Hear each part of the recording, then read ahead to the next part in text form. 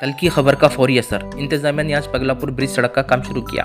यादगीर से सिर्फ चंद किलोमीटर दूर पगलापुर ब्रिज सड़क शदीद बारिश की वजह से खराब हो गई थी और सड़क के दरमियान बहुत बड़ा गड्ढा दिखाई दे रहा था। सोशल एक्टिविस्ट उमेश के मुदनार ने इसके लिए नुमाइंदगी की थी और फौरी तौर पर इस काम को करने का मुतालबा किया था। आज इस खबर का फौरी असर दिखाई दिया और इंतजामिया ने पगलापुर ब्रिज सड़क का काम शुरू किया। ಯಾದಗಿರಿಯಿಂದ ಸೈದಾಪುರ ಹೋಗ್ತಕ್ಕಂಥ ಈ ಪ್ರಮುಖ ಸೇತುವೆ ಸುಮಾರು 40-50 ಹಳ್ಳಿಗೆ ಸಂಪರ್ಕ ಇರ್ತಕ್ಕಂಥ ಈ ಸೇತುವೆ ಸುಮಾರು ವರ್ಷಗಳಿಂದ ನಿರ್ಮಾಣ ಮಾಡಿದ್ರೆ ನಮ್ಮ 2 ದಿನದಿಂದ ಏನದಂದರೆ ಅಕ್ರಮ ಮರಳು ಗಾಡಿ ವಜನಿಂದ ಕುಸಿದಿತ್ತು.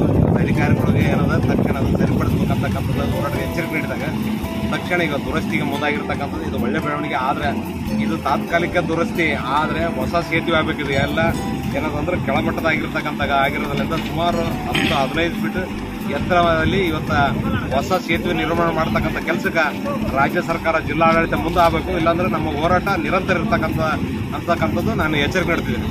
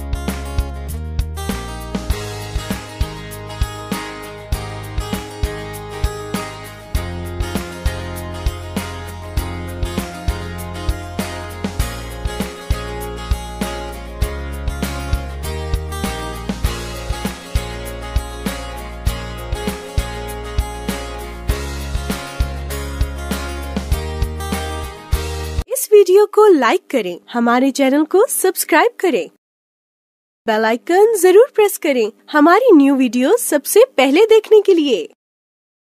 सब्सक्राइब करने के बाद ना घंटी बजा देना, ताकि जब भी मैं कोई न्यू वीडियो अपलोड करूं तो तुम्हारे फोन की घंटी भी बजे।